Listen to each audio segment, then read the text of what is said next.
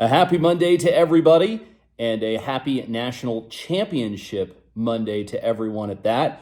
Georgia taking on TCU tonight. And with that being said, and in my never-ending quest to annoy the hell out of Ben McDonald, I say, go Dogs! In all seriousness, I am a Georgia football fan.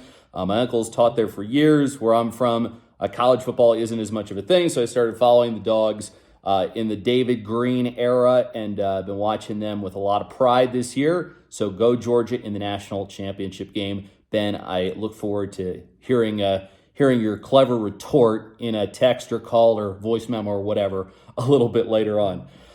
With the Orioles, I figured I'd talk a little bit of backup first base options today.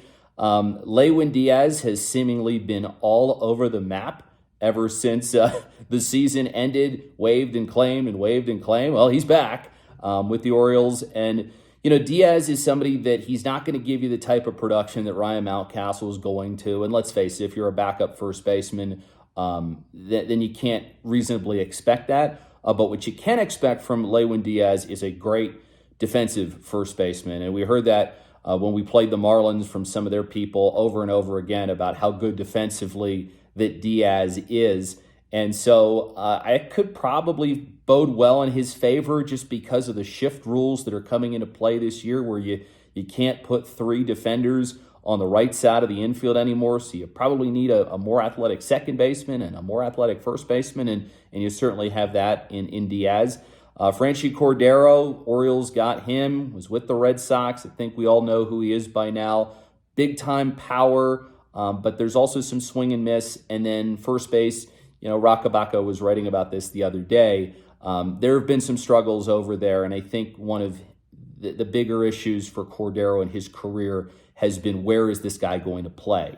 And so that's something that you'll have to factor in as well. Another thing with Diaz that I should probably note too is that he doesn't have any options left, so he'd have to stay on the roster the whole year long. So two things to consider with both of those guys.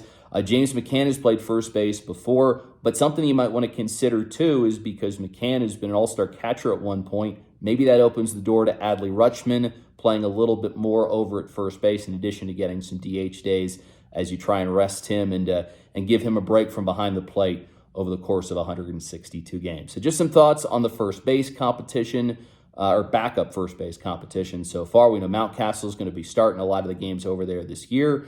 Again, happy New Year to everybody. Hope you haven't ditched the New Year's resolutions yet. I believe in you. And again, Ben McDonald, this is just for you. Go Dogs.